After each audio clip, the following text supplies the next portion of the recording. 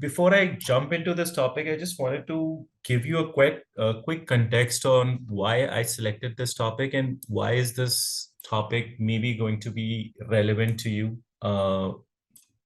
from understanding what all is a part of product management in today's world.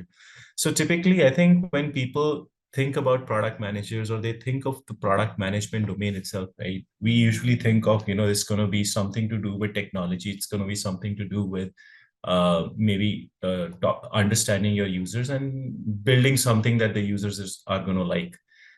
It may have some flavor of business, design, marketing, sales, and those are all valid assumptions because a lot of it goes, in these functions that I just mentioned, but right. But then we also need to think of one important function or an important person in this whole scheme of things, right? Is the user. And what I want to achieve or what I want to give you as a food for thought is that how can we impact or how can we use gamification in achieving our product outcomes? So, but before I get into it, I just want to quickly talk about, give a quick introduction about myself. I graduated from the University of Missouri St. Louis a long time ago in information systems. I have worked for companies like Pfizer, RateGain, Times Internet, and then Salesforce. I've largely been a SaaS product manager. I have my career for some reason has, and I chose it to be like that. I've never been into the same domain for in any two companies. So it cannot I cannot say that I'm a product manager specializing in fintech or health tech. I've just been a product manager in SaaS, and I think it's more of a career choice that I made. As far as my transition goes, I started out my career in sales. So before I finished my master's, I was working for a telecom company in the US in their sales team, in their B2B sales team. And once I finished my master's, I started out my career as a validation analyst. I forgot to mention the word analyst here, but when I was with Pfizer, I was working as a validation analyst, and it simply is a very glorified word for a QA person, a quality assurance person, because it comes from a very regulated market. So they are called validation analysts. And from there, I transitioned into a PM. So I just wanted to, quickly, briefly introduce myself and take my example of my transition from a salesperson to a PM. Now, coming to the topic, right? So the key takeaways for today's topic is that, like the topic mentions, right? It's all about understanding the impact of gamification for achieving product outcomes, or what is the impact that we can create on product outcomes. Now, for us to understand that, we need to first break down our whole. We need to break down some of these concepts and understand, one, what are product outcomes? So we'll first cover what are product outcomes. I will take an example of a company called Duolingo. It's a language learning app. And I'll walk you through, what are the product outcomes that they wanted to achieve. Then I'll switch gears and I will talk briefly about what is the purpose of gamification. And then I'm going to merge these two concepts of product outcomes and gamifications. And I will give you a case study of how Duolingo drives product outcomes through gamification. I know I'll be switching gears, but I'll try to keep it as simple as possible.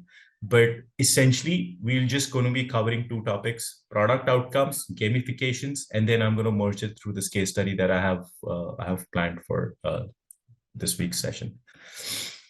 Now, let's first understand what are product outcomes, right?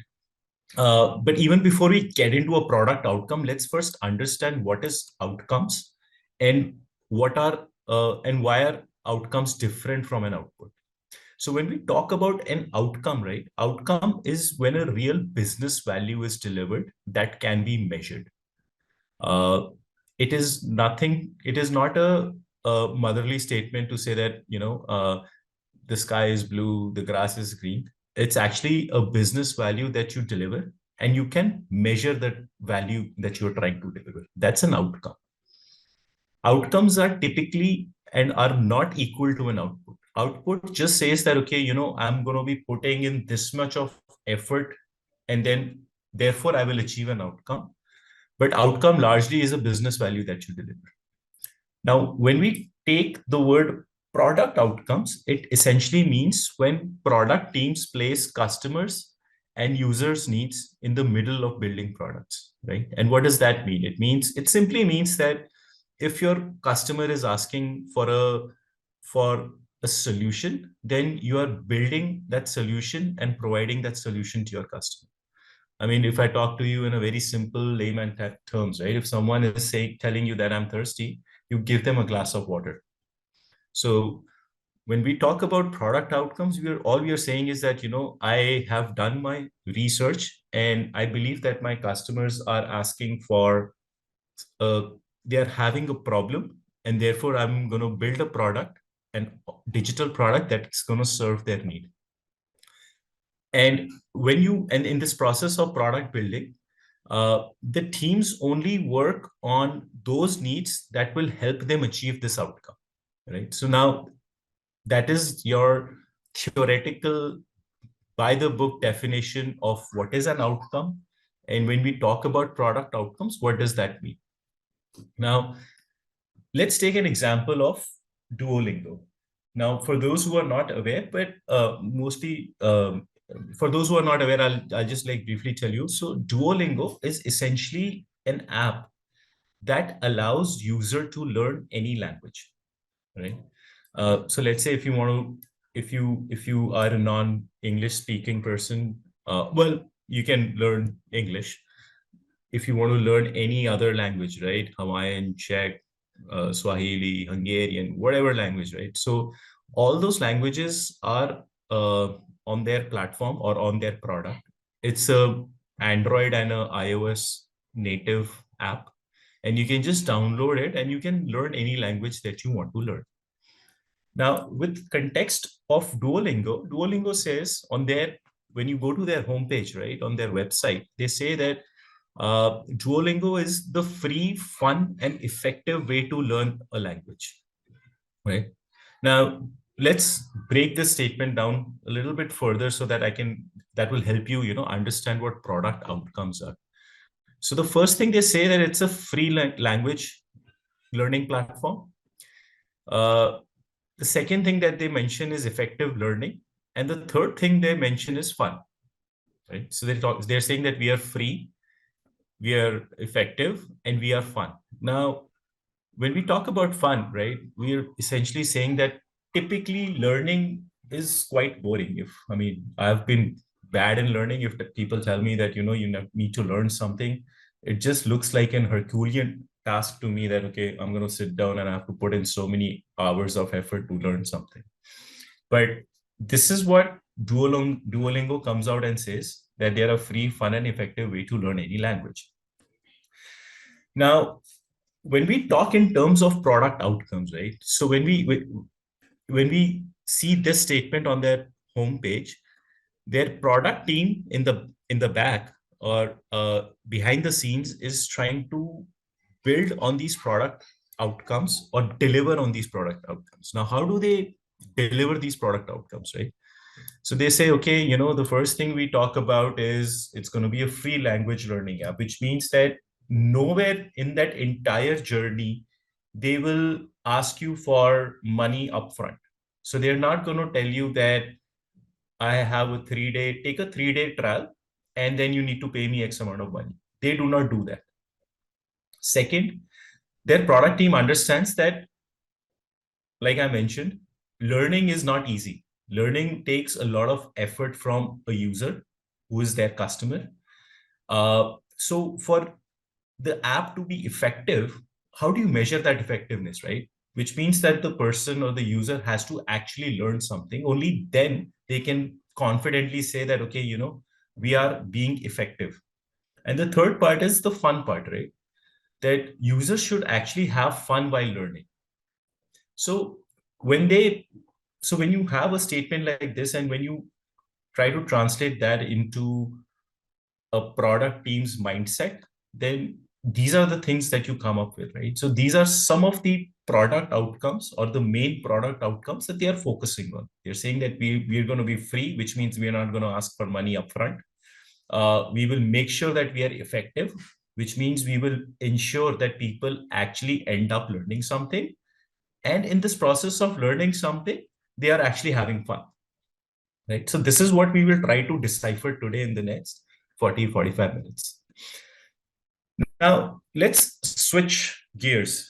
Now that we understand, for Duolingo, what was their statement, their product statement, and what their product teams are working for, let's understand what is gamification and what is the purpose of gamification.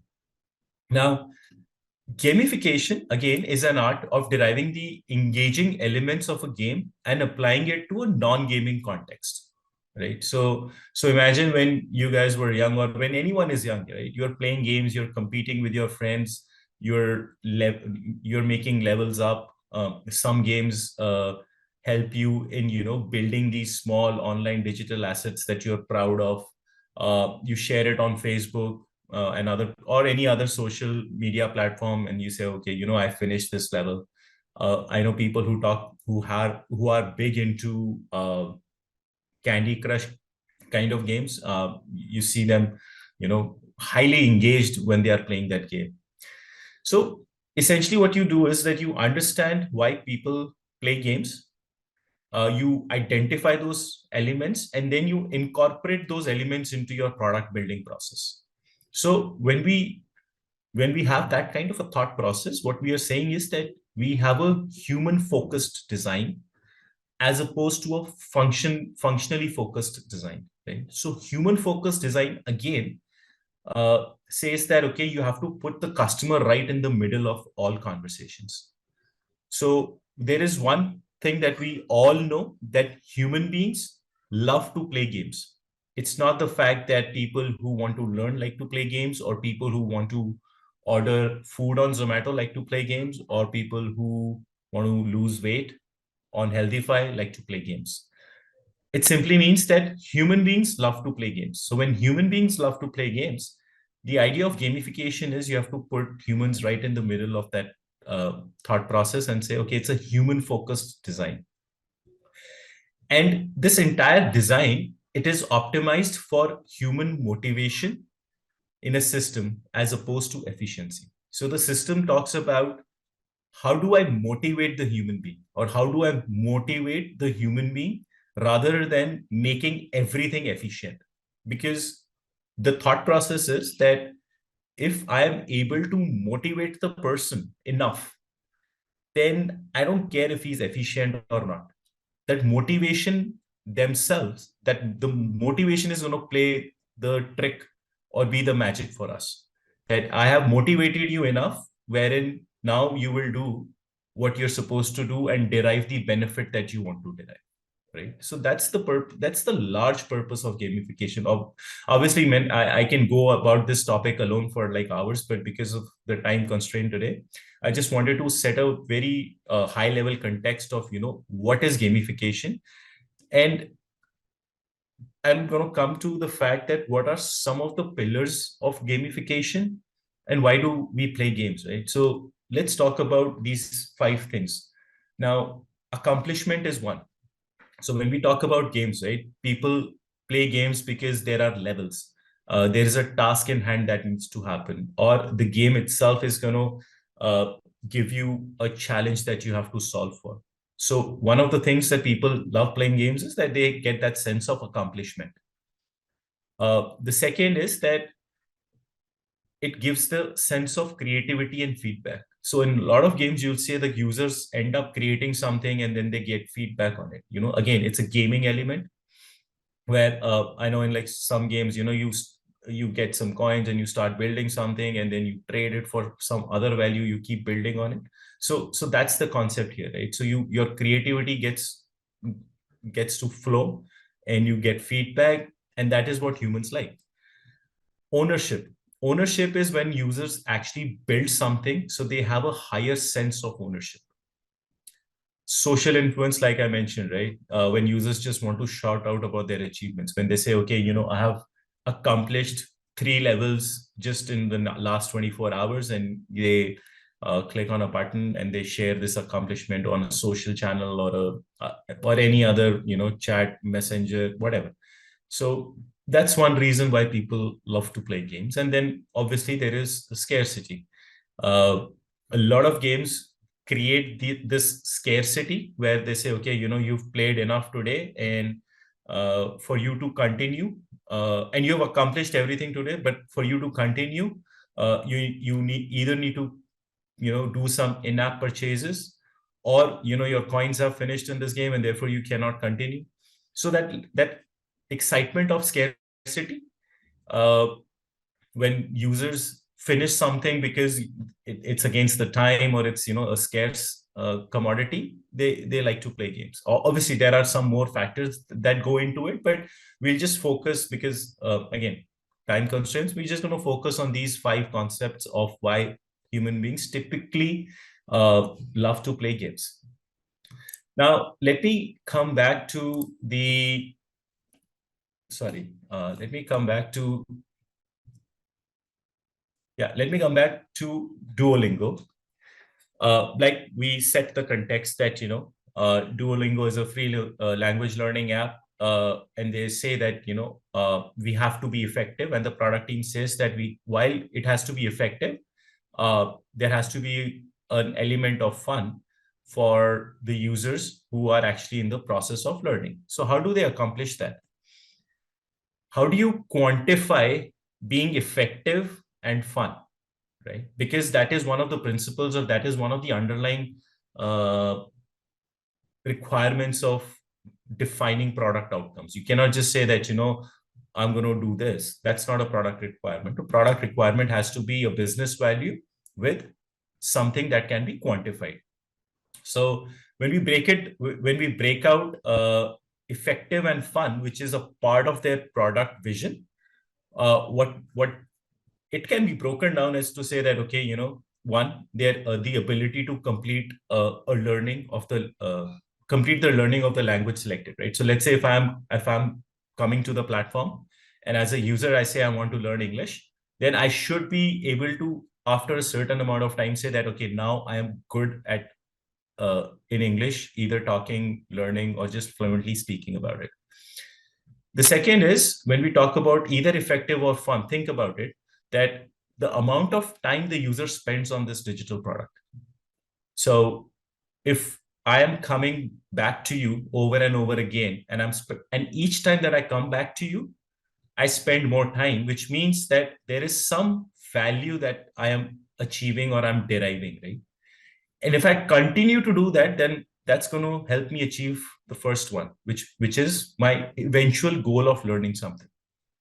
So essentially, points 2 and 3 link back to point number 1, that if you keep coming back to me, if you keep coming back to me repeatedly, if you do not stop coming to me, then you will achieve your larger objective in life, which is, for using the app, which is learning a language, right? And I'm just breaking this down in simple English. This has nothing to do with product management or domain. It's simple English, setting the context as a problem statement, saying that, okay, let's define effective and let's define fun. Now, when we talk in product terms, how would you define and measure fun? And this is coming back again to the concept of an outcome, right? So as a product team, I can say that, we want to increase the time spent on the app by 15% in the current quarter. Which is, if I was, as a user, if I come to the app and I spend 10 minutes, then I should be able to come and spend about 11 and a half minutes, right? And this is across all users. So you say my total time spent on the app, if it is uh, 1,000,000 minutes, it should increase by 15%. The second is that you can say that, uh, my retention rate should go up from 40% to 55%, which means that if out of 100 people, 40% of my users come back to me every month or every week, then in the subsequent time period, that number should go from 40 to 55%, right? Or what Duolingo said was that my next day retention should go up from 40 to 50%. Now, why is the third one such a bold statement? It's simply because Duolingo is taking a bold bet, in, if I would, that they're saying that if someone is coming to their app on day one and that number is sitting at 40%, the next day I want that number to move to a 55%. But if you look at it from a daily perspective, you're saying that over a period of time, they're going to increase the next day retention rate by about 10%, which I think is huge. So when we talk about product outcomes, these are the statements that make up that product outcome. And this is the process that typically companies would follow to say that, okay, I have a vision where I want to make learning effective. I want to make learning fun. I would measure that by saying, what is the engagement or what is the time that is being spent by my users?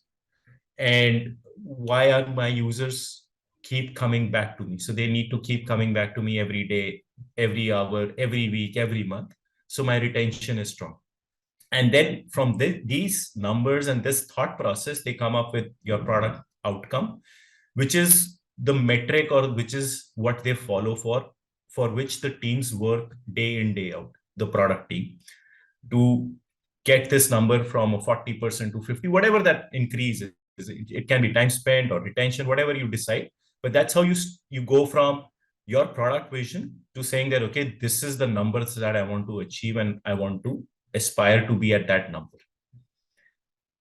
Now, let's talk about how did Duolingo achieve this next day retention number. And what I'm going to talk about in the next 10 minutes, 15 minutes is all about the gaming elements that they used, the product team used to both increase engagement, which eventually increased two elements. One is the effectiveness, and the second was the fun element, right? So when we look at Duolingo, right? Now, Duolingo has something called challenges. Challenges are nothing more than telling the user that the task that you have selected, they tell the user that task, we have broken that task into very small granular units, which are then converted into goals which they have to achieve. Say, for example, if someone wants to learn English, so they log into the app on day one, they select English, and after that they say, okay, the app itself says that we've created a sort of a lesson plan which goes for the next 60 days. And on day one, you're going to go through the basics of nouns, verbs, adjectives. So they break that entire process into smaller goals, day wise, and that becomes the lesson plan for the user. Now, how do they do that, right? They use two things. One, they use visual motivations for progress. So if you look at this screenshot, right, they have these progress bars, they have used iconography, they've used icons. So they are, and all of these elements, all of these UI elements that you see on your screen or this screenshot are all gaming elements, even from a UI perspective. It's not like a paragraph they could write in. They could have written this in a text format. But no, they have used the right visual motivations to depict where you are and where you want to be. The second, what they do is, and I think the company has been really in the middle of this kind of a meme fest where they are very, very famous for sending notifications. The amount of notifications that you can get from this app is just incredible, right? But they use that notifications to bring back users very frequently to the app.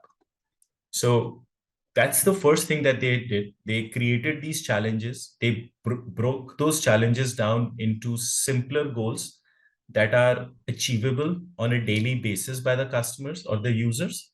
And then they leveraged the notifications to ensure that people keep coming back to their app on a daily basis, right?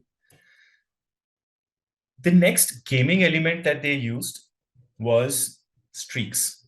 Now, when we talk about streaks, right, people would generally think that, okay, streaks are good. But, and for those who are not familiar with streaks, but streaks are essentially like, consecutive days when you come to the app to finish this task.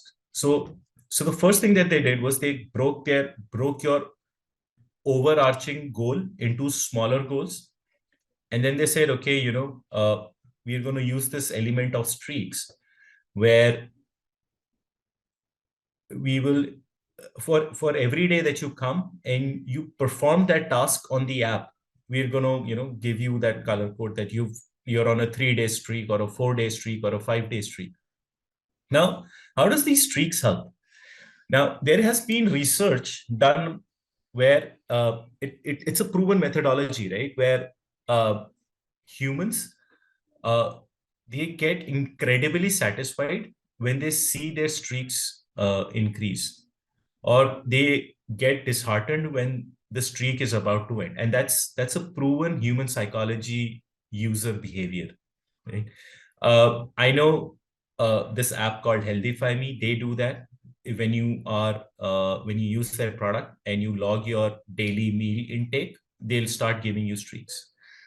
In fact, I use Blue, which is a cab service, and when they send their notification, they mention that we are on a 7-day streak where the driver has arrived your destination to pick you up before time. So that before time thing is they position that as a streak. So so streaks is something that everyone is aware that streaks can be used as a gaming element to just say that, okay, you've come today and you have finished that task for today.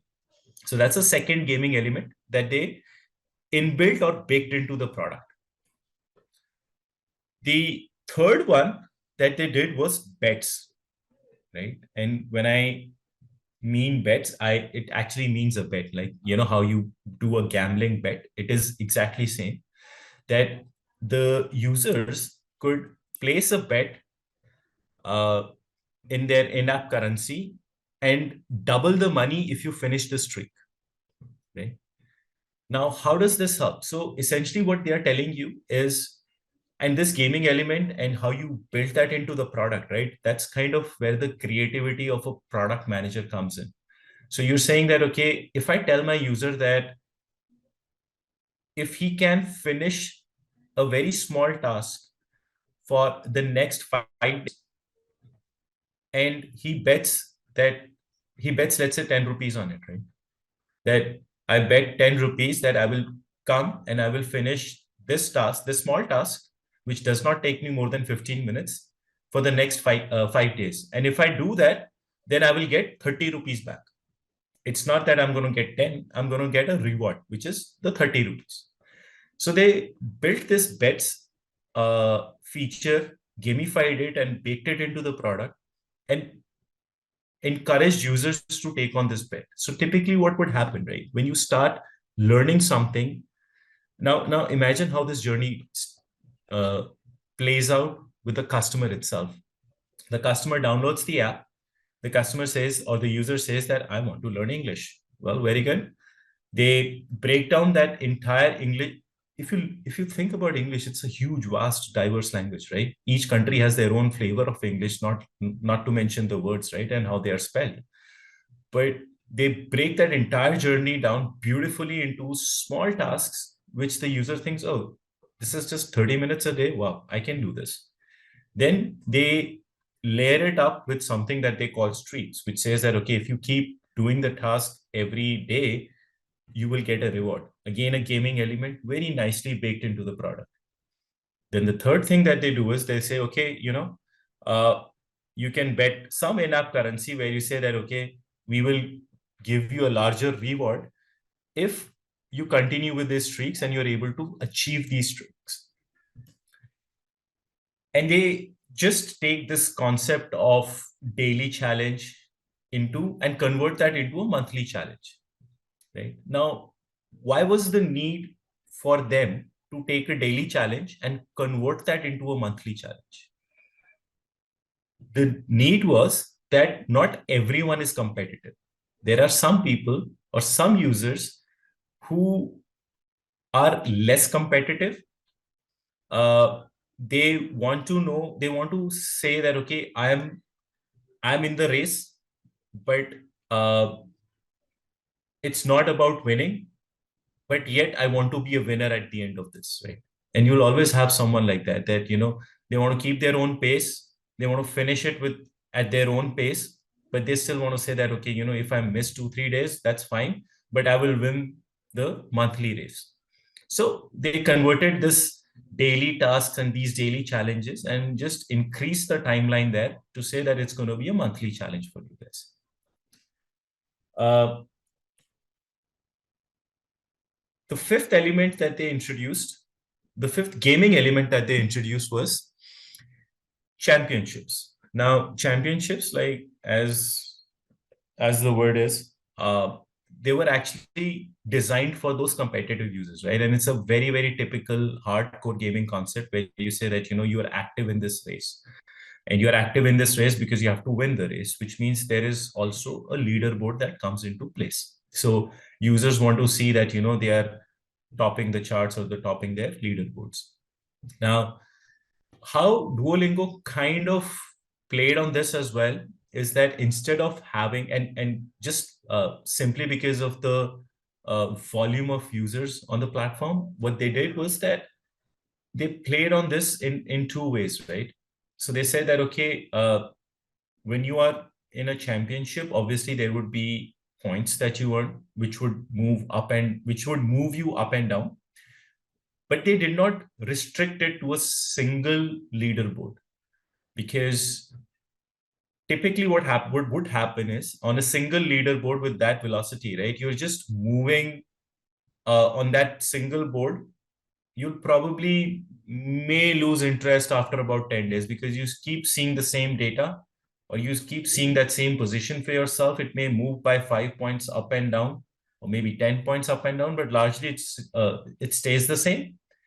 And what happens is that people who are more competitive, the movement is more in for those people. And then someone who's like less subtle, not like completely non-competitive, but less subtle, their movements don't happen that much, right? So they broke down the leaderboard into multiple leagues. So typically on the app, what happens is people move bases the points, and then they move bases different league leaderboards. So they've designed it in a way where you're coming back to the app to check if you have moved within leagues basis the points that you have collected or not collected, right? If you don't collect, you move into a different league with lesser points, or if you collect more points and you move to a league which is better than yours and from a standing perspective. So that's how they handled for the championships. They did not have a single leaderboard. They had multiple leagues, enrolled users across leagues, and they kind of moved them across either leagues and on points.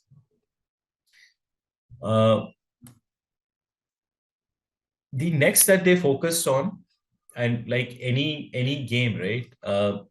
There are lives. Any video game you play, there are lives. Well, in Duolingo also, they have something called lives. Now, how does lives work for them?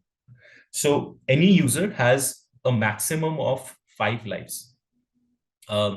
Any error that the user makes costs them 1 life. When they finish all their lives, right, they cannot study more. They need to either review their lessons, the previous lessons, so that they study better and they are able to clear, or they use gems, right? And people who, and at this point in time, right, where you are struggling to get to the next level, this is when they ask for subscription for unlimited lives. So they make it highly relevant for people to say that, okay, you're trying hard, you want to get to the, you want to finish your learning, because you've gone through this entire journey, right? You're doing your tasks, you're doing your streaks, you're doing all of this effort. But if you pay upfront, then this entire concept of lives is going to go away, and then you're going to just go through the remaining gaming elements as is, so that you're able to achieve your goal faster, right? So that's how they are introducing lives, saying that, okay, uh, one, okay, if you finish your lives, which means you're making too many errors, you're making too many mistakes, which means you are not doing your homework correctly. If you're not doing your homework correctly, well, one, you need to go back and review your lessons, or you can use the gems, and once you buy the gems, you get your lives back. So again, making those transactions highly relevant to the user in the context that they are sitting in. The next gaming element that they use is something what they call as a treasure chest. Now, the idea for a treasure chest is essentially to say that, now think back about the product outcome, right? What is the product team trying to achieve? The product team is trying to say that, okay, you need to come back to me every day and spend more time with me. And if I'm able to do that, then my product team achieves their task, and my business will achieve their business task or business goal. So what does this treasure chest do? The treasure chest does what it is aimed or designed to do is to instill some kind of a habit or a discipline into the user. While motivation is a good factor for them to keep coming back, but they need to be disciplined on when they need to come back, right? Because everyone is very busy.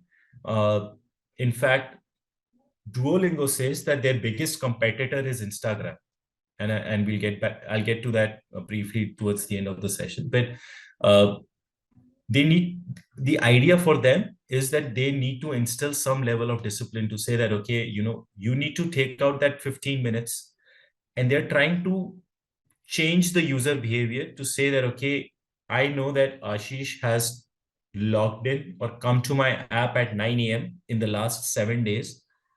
And therefore, I feel that the best time for Aasheesh to come and interact with me and learn on my app is at 9 a.m. In the evenings, he comes at around 5:30 every day. Maybe those are the travel times for Aasheesh. I'm just guessing. So what they do is they assign times where the user has the ability to earn more points, and they open these windows in the morning, they open these windows in the evening, and then they obviously randomly open these XP potion windows where they get a combo, and they specifically open the last window to see if there is any change in that. So let's say if Aasheesh has been coming every day at 9 a.m. and suddenly he does not come. So they open this random window during the day to see if he is now free at a different time, so that when he comes on that time, they know, okay, if he's come in at 10:30, maybe his travel time has changed. Maybe something in his daily routine has changed where his time from learning has gone from 9 to 10:30. But the larger agenda again here is not the exact time, it's forming the habit that you need to come every day, 15 minutes, you pick the time, and we'll give you that bonus, right? Uh, the next up is your legendary status. Now, legendary status level in gamification is that, that personal satisfaction. It simply says that, you are at that level where you are the legend. It's a positive reinforcement. And how do they do this positive reinforcement? Is that each lesson that they have has 5 levels of difficulty, right? And if you finish the level fives with only 3 errors, they'll give you the status. So long story short, all they're saying is that if you, the most difficult level within that course card if you're able to finish it with least number of errors, you are a legend. So again, it's telling the user that, because you've done this or you've accomplished this, you're the best. And it's as simple as that. So, and like I was mentioning to you earlier, right? For Duolingo, they have used these 5. Let me go back. So they've used these 6, sorry, not 5, but 6 or 7 of these gaming elements. One is obviously the challenge, where they break down the journey. Second is your streaks, where they prod you to come every day and finish that task that is assigned to you.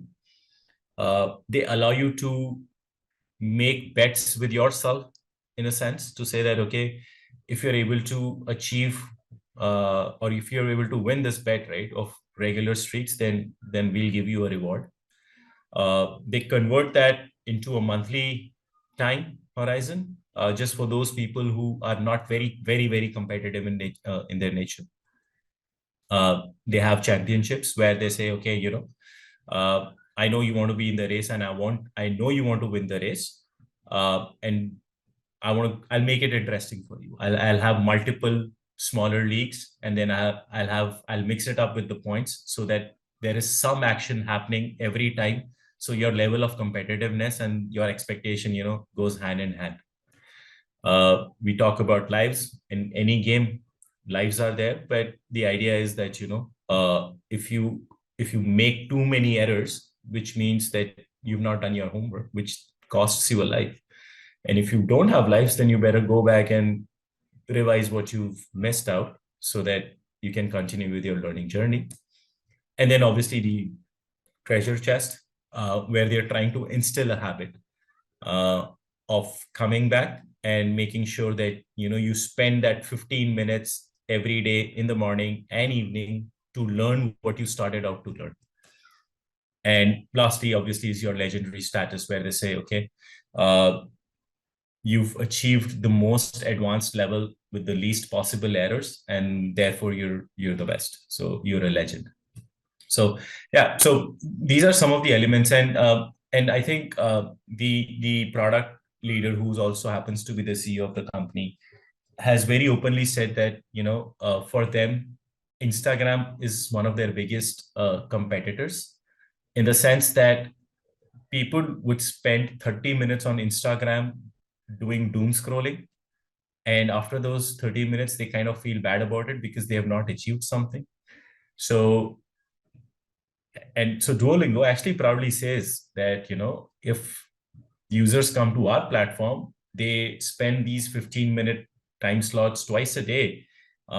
At least we are able to, at least they go back with the feeling of, at least they have achieved something.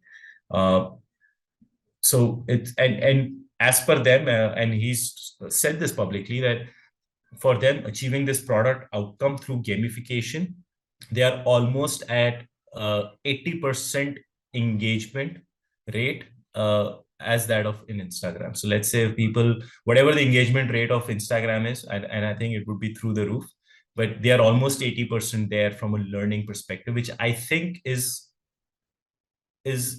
quite an achievement, right?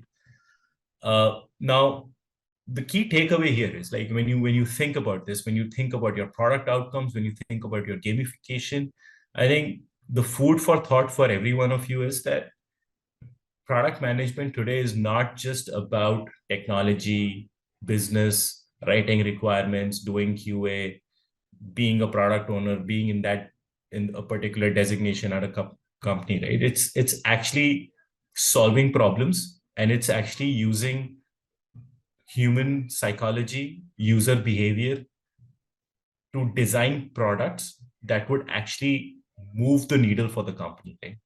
So just to food for thought, I thought I'll take these 15 minutes to share that with you. And yeah, so Duolingo is in India now. They believe they have launched Hindi as well on their platform. But yeah, that's all I had for today.